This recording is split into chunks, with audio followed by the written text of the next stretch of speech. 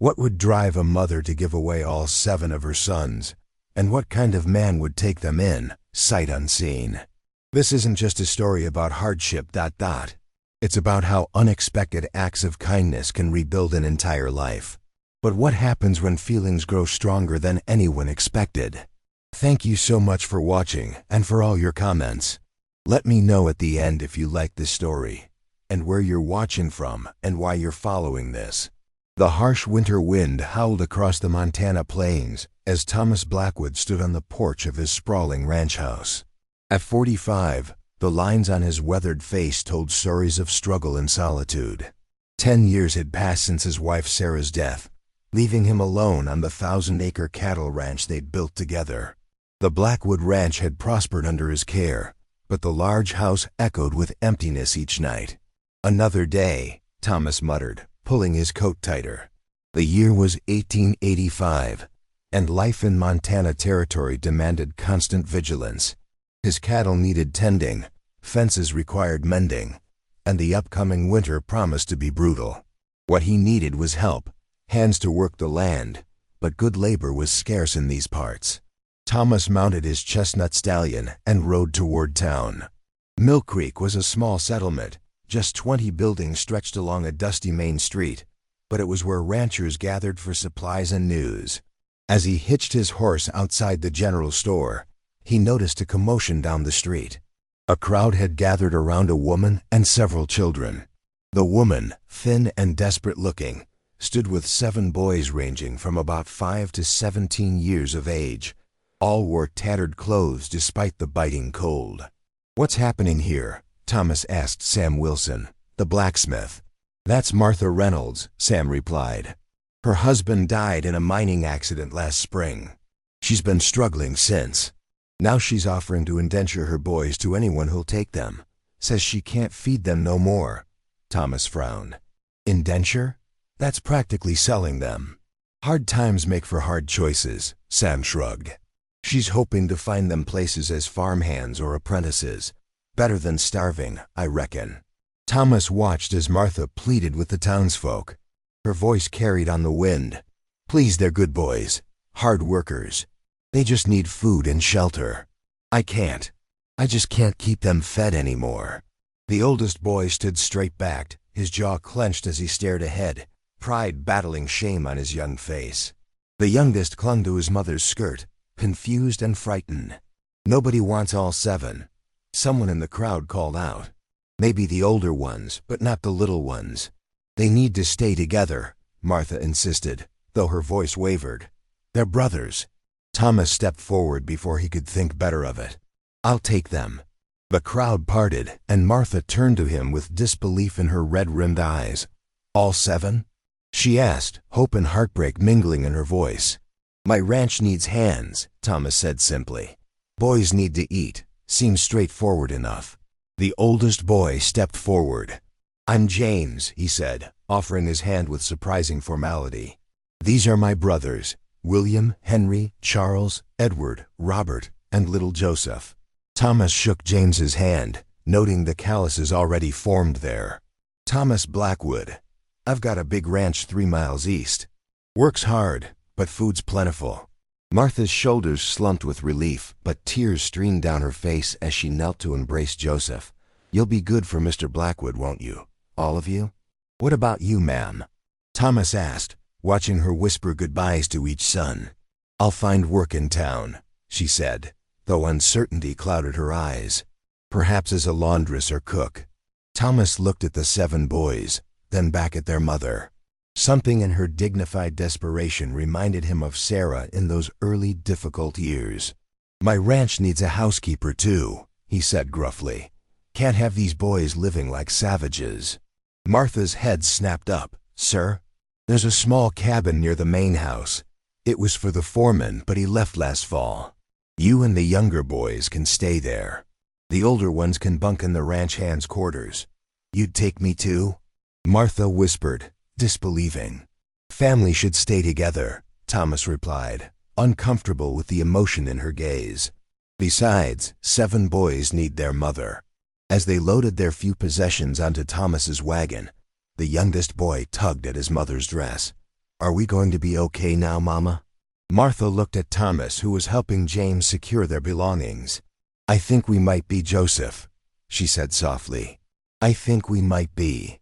The wagon creaked as it pulled away from Mill Creek, carrying the Reynolds family toward an uncertain future at Blackwood Ranch.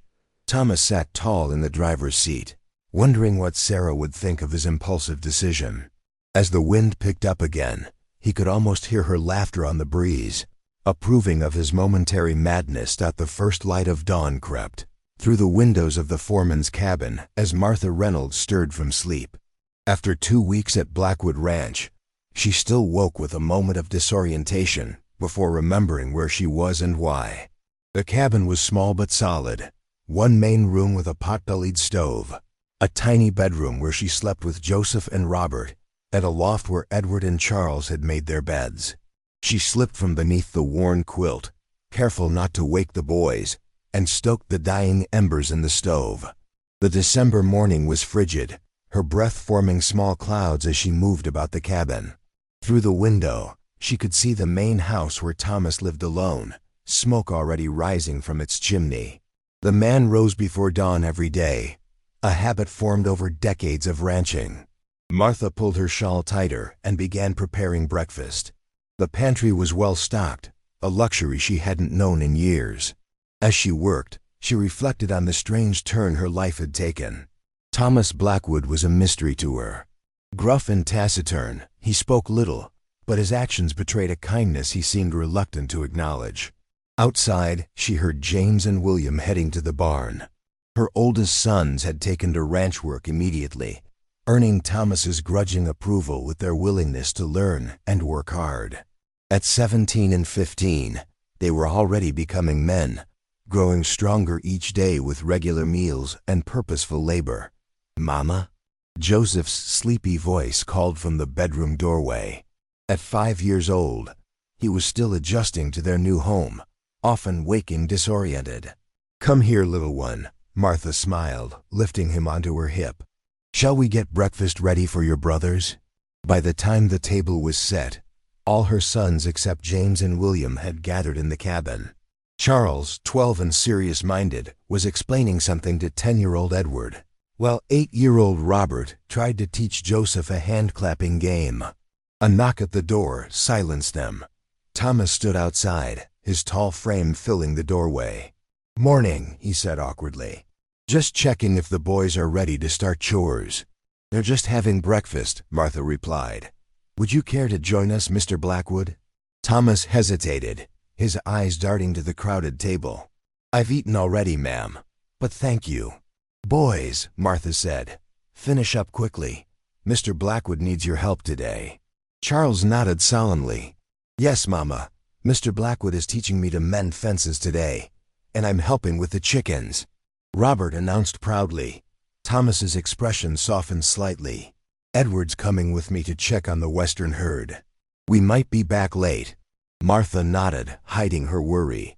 The western pasture bordered wild country, and December snowstorms could blow in without warning. I'll keep supper warm. As the boys finished eating and scattered to their assigned tasks, Martha began cleaning up. Through the window, she watched Thomas with Edward, patiently showing the boy how to properly saddle a horse. There was gentleness in his hands that belied his gruff manner. Later that morning, Martha was hanging laundry when she spotted Thomas returning to the barn alone. Curious, she made her way across the yard. Mr. Blackwood, she called as she approached. Is everything all right? Where's Edward? Thomas turned, clearly surprised to see her. He's with James, learning to check the cattle for signs of illness. He paused, seeming to debate something internally. Mrs. Reynolds, might I have a word? Martha nodded, following him into the relative warmth of the barn. The familiar smells of hay and horses wrapped around them as Thomas leaned against a stall door. I've been meaning to discuss the boys' education, he said finally. Winter's setting in, and ranch work will slow. They should be learning their letters and numbers. Martha's cheeks flushed with shame. I've tried to teach them when I could, but these past years... She trailed off. No fault of yours, Thomas said firmly. Times have been hard. But there's a schoolhouse in Mill Creek. It's a 5-mile ride, but James or I could take the younger ones by wagon when weather permits. Martha stared at him in surprise. You'd do that? Thomas shrugged uncomfortably. Boys need learning as well as work. My Sarah was a schoolteacher before we married. She'd have my hide if I let children under my roof grow up unlettered. Your wife sounds like she was a remarkable woman, Martha said softly. Something in Thomas's face changed. A brief flash of old pain quickly masked. She was, he said simply. Then, clearing his throat, I found some of her books in the attic, reading primers and such. Thought perhaps you might use them with the boys in the evenings. I'd be grateful, Martha replied. Very grateful indeed. Thomas nodded curtly and turned to leave, then paused. Mrs. Reynolds, are you and the boys comfortable enough? Is there anything you need? Martha thought of the warm cabin, the full pantry, the security her sons now enjoyed. We have everything we need, Mr. Blackwood, more than we've had in a very long time. That evening, after the younger boys were asleep, Martha sat by the stove, darning socks by lamplight. A soft knock at the door startled her. Opening it, she found Thomas standing awkwardly on the porch, a wooden crate in his arms. Sarah's books, he explained, setting the crate on the table. Thought you might want to look through them tonight. Martha lifted a primer from the crate, running her fingers over the embossed cover. Thank you. This means more than you know. Thomas nodded, his eyes briefly meeting hers before looking away. Good night, Mrs. Reynolds. Martha, she said suddenly. Please call me Martha. Thomas paused in the doorway, the cold night air swirling around him. Good night, Martha, he said quietly, and stepped back into the darkness. Martha stood at the door long after he'd gone, watching his figure disappear into the main house, wondering about the man who had saved her family yet kept himself so carefully apart.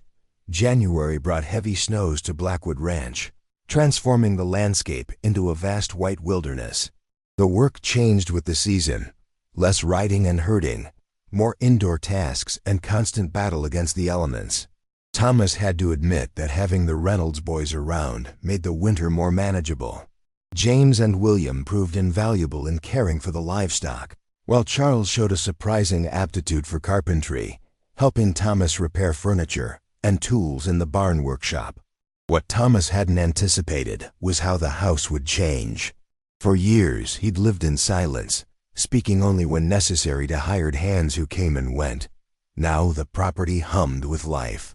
Laughter drifted from the foreman's cabin. The boys called to each other across the yard. And Martha brought a presence that unsettled him in ways he couldn't define. One evening, as a blizzard howled outside, Thomas sat at his kitchen table repairing a harness. A knock at the door pulled him from his concentration. Martha stood there, snow-dusting her shawl, holding a covered dish. I hope I'm not intruding, she said, hesitating at the threshold. I brought stew. Thought you might appreciate a hot meal on a night like this. Thomas stepped back, allowing her to enter. Thank you. That's very kind. Martha placed the dish on the table, glancing around the kitchen. Though clean, it had the Spartan quality of a space used for necessity rather than comfort. No curtains softened the windows. No ornaments brightened the shelves. How are the boys managing with their studies? Thomas asked, awkwardly aware of her scrutiny. Martha's face brightened. Wonderfully. Joseph is already recognizing his letters, and Robert's reading has improved tremendously. Even James and William are taking an interest in the history books. Thomas nodded, pleased. Sarah would have enjoyed teaching them. She always wanted children. The words slipped out before he could stop them. He rarely spoke of Sarah, especially not the dreams they'd shared that had died with her. Martha's expression softened. May I ask what happened to your wife? Thomas stared at the harness in his hands. 10 years, and the pain still caught him unawares. Fever, he said finally. A terrible fever swept through the area. I was away, delivering cattle to Fort Benton. By the time I returned, she was gone. I'm so sorry, Martha said quietly. We were young when we came here, Thomas continued, surprising himself. Just a couple of dreamers with more courage than sense. This land was wild then, barely settled. But Sarah never complained, not even during that first brutal winter. Martha sat down across from him. My Jonathan was like that, always looking forward, never dwelling on hardships. Even when the mine began failing, he kept his spirit. The accident, Thomas said. What happened? Martha's hands twisted in her lap. A collapse. Jonathan and 3 others were trapped. By the time they reached them... She took a steadying breath. Afterward, I tried to keep our small farm going, but without him, debts mounted. Then the drought came. Thomas found himself reaching across the table, his calloused hand covering hers briefly. You did what you could. Those boys are proof of that. They're strong, decent, well-raised. I nearly lost them, Martha whispered, voice catching. When I stood in that town square, offering my children like commodities, I felt I'd failed completely as a mother. You saved them, Thomas countered firmly, and they know it. James told me how you'd go without food so they could eat, how you'd walk miles to find work at neighboring farms. Martha looked up in surprise. James said that? Thomas nodded. That boy admires you more than you know. They all do. The silence that followed wasn't uncomfortable. Outside, the wind howled, rattling the windows. But inside, a different kind of warmth than that from the stove began to fill the room. I should get back to the cabin, Martha said finally, rising. The little ones will be wondering where I've gone. Thomas walked her to the door. Thank you for the stew. Martha paused, her hand on the doorframe. Thomas, she said, using his given name for the first time, you saved my family. I don't know if I've properly thanked you for that. No need for thanks, he replied gruffly. This ranch needed hands, and you needed a place. Simple arrangement. Martha's smile told him she saw through his pretense. Simple, perhaps, but no less miraculous to us. After she left, Thomas sat for a long time at his table, the untouched stew growing cold, thinking about families lost and perhaps, improbably, found again.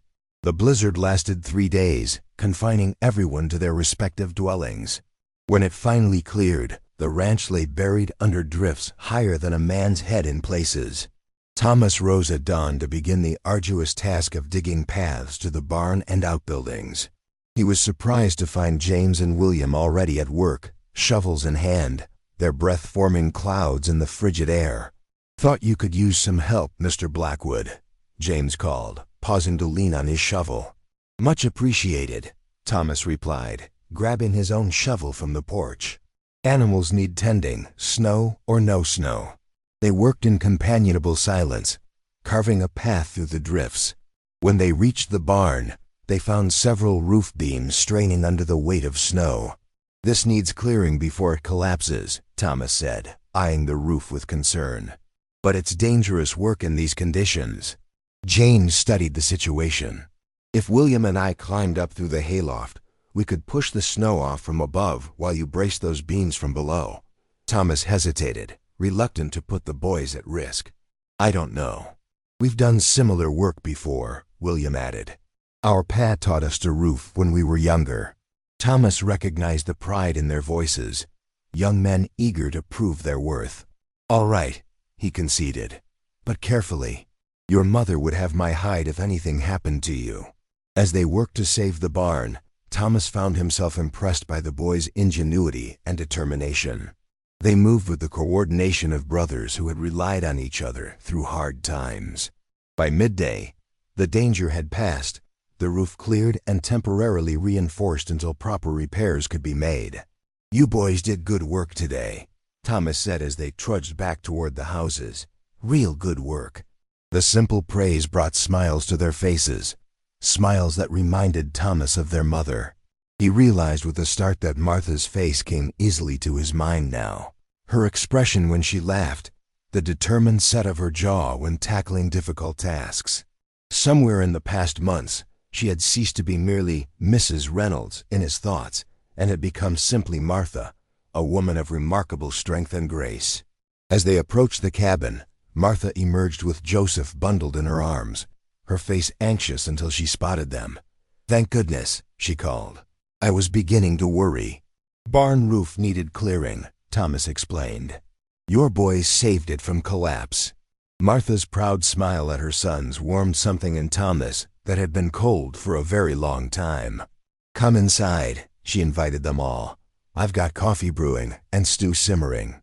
Thomas found himself accepting without hesitation, following this patchwork family into their small, warm cabin, wondering when exactly it had started to feel more like home than his own empty house. Spring came to Montana with its characteristic fickleness. Warm sunshine one day, freezing rain the next. The land gradually emerged from beneath its snowy blanket, revealing muddy fields and the first tentative green shoots. For Thomas, spring always brought a mixture of anticipation and memory. It had been spring when he and Sarah first arrived at what would become Blackwood Ranch, full of dreams and plans. This year felt different. As he walked the property's eastern boundary, checking fences damaged by winter storms, Thomas realized he was looking forward rather than back. The ranch was coming alive again, not just with the seasonal renewal of the land, but with human energy and purpose. In the distance, he could see Charles and Edward mending a section of fence, their heads bent in concentration. The boys had grown over the winter, not just in height but in confidence. Even little Joseph, who had once hidden behind his mother's skirts, now followed Thomas around the barnyard, peppering him with endless questions that Thomas found himself patiently answering. As he approached the working boys, Thomas heard them discussing plans for a vegetable garden behind the foreman's cabin. "Ma says we should plant potatoes and carrots first," Charles was saying. "They can handle the cold if there's another frost." "Mr. Blackwood," Edward called, spotting him. "Charles says we might be able to grow pumpkins come fall. Is that true?" Thomas nodded, examining their fence repair with an approving eye. "Good soil here for pumpkins. My wife used to grow ones big as wagon wheels." "Really?" Edward's eyes widened. "Could you show us where she planted them? Maybe it's a special spot." Thomas hesitated only briefly. "I'll show you," he said. "And I've got some of her old gardening tools in the shed. Your mother might find them useful." Later that afternoon, Thomas found himself kneeling in the soil behind the main house, uncovering Sarah's long-abandoned garden plot with Martha and the younger boys. As they cleared away dead vegetation and turned the soil, Thomas shared stories of Sarah's gardening triumphs and failures, tales he hadn't spoken aloud in a decade. "She sounds like she was a wonderful gardener," Martha said, brushing dirt from her hands. "I'm afraid my own attempts have been less successful." "She learned through trial and error," Thomas replied. "Said that was the only real way to know the land." He paused, then added, "She would have liked you, I think." Martha's eyes met his, something unspoken passing between them. "I would have liked to know her." That evening, Thomas sat on his porch watching the sunset paint the sky in brilliant oranges and pinks. The day's work had stirred memories, but for the first time, they didn't bring the sharp ache of loss. Instead, he found himself grateful for the years he'd had with Sarah, for all she'd taught him about life and love. His contemplation was interrupted by the sound of approaching footsteps. James stood at the bottom of the porch steps, hat in hand, an unusual formality in his bearing. "Evening, Mr. Blackwood. Might I have a word?" "Of course." Thomas gestured to the empty chair beside him. "Something troubling you?" James sat, turning his hat in his hands. "Not troubling, exactly. I wanted to discuss the future. William and I have been talking." Thomas waited, giving the young man time to find his words. "When you took us in, it was an arrangement born of necessity," James continued.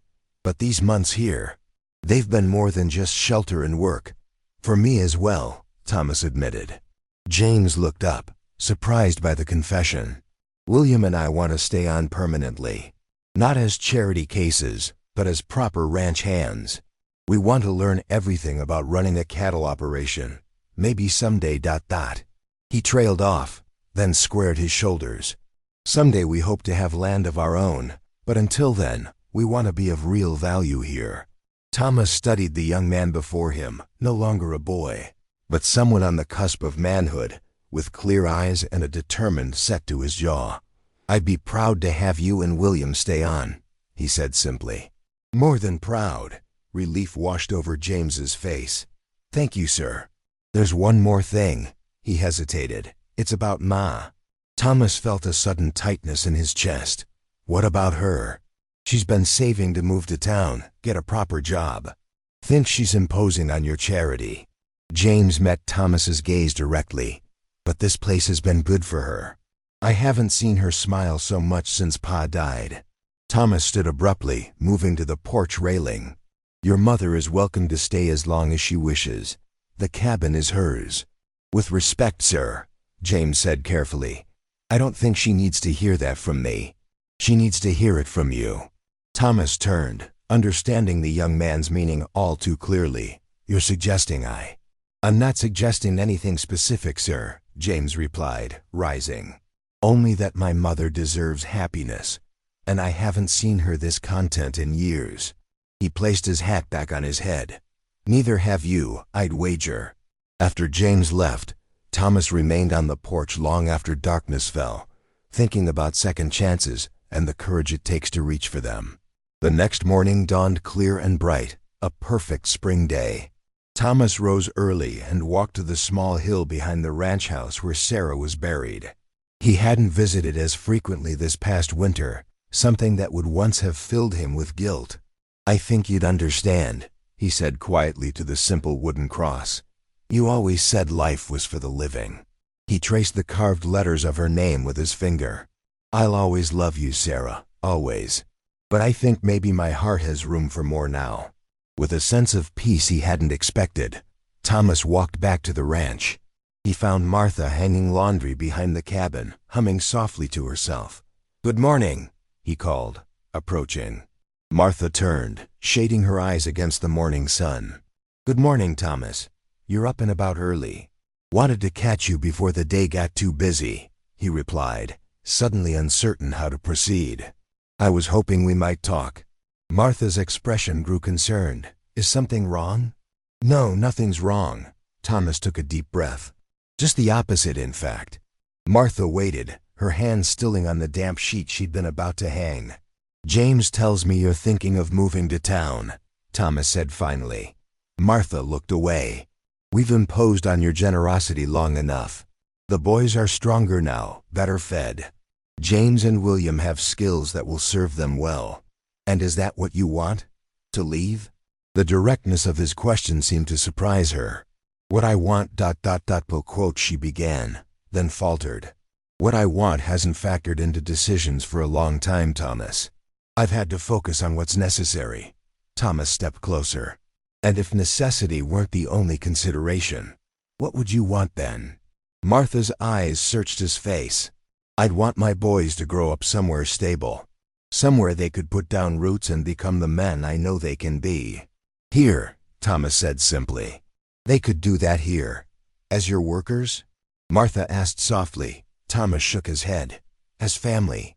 The word hung between them, its implications clear in the morning light. Thomas, Martha whispered, are you saying what I think you're saying? I'm not good with words, he admitted. Never have been. But these months with you and the boys. This ranch hasn't felt like a home in 10 years. Now it does. Martha's eyes glistened with unshed tears. The boys have grown fond of you too. And their mother? Thomas asked, his voice rough with emotion. Has she grown fond of the old rancher who took them in? Martha's smile broke through like sunshine. The old rancher isn't nearly as gruff as he pretends to be. She stepped closer, close enough that Thomas could see the flecks of gold in her brown eyes. And yes, Thomas, I've grown very fond of him indeed. Thomas reached out slowly, giving her time to step away if she wished. When she didn't, he gently took her hand in his. I'm not asking for an answer today. Just asking you to consider staying. Not as my housekeeper or as a charity case, but as your wife? Martha finished for him, her voice steady despite the emotion in her eyes. If you'll have me, Thomas nodded. You and the boys. A proper family on this land. In the distance, they could hear the sounds of the ranch coming to life. The boys' voices calling to each other, cattle lowing in the fields, the rhythmic chopping of wood. The sounds of home. Martha squeezed his hand. I think, she said carefully, that we should tell the boys together, after supper tonight. Thomas felt a smile spread across his face, the first real smile in longer than he could remember. Together, he agreed. That sounds right. As they stood there, hands clasped in the morning sunshine, Thomas thought about the strange path that had led them both to this moment. A lonely rancher and a desperate mother, each broken by loss, finding wholeness again in the most unexpected way.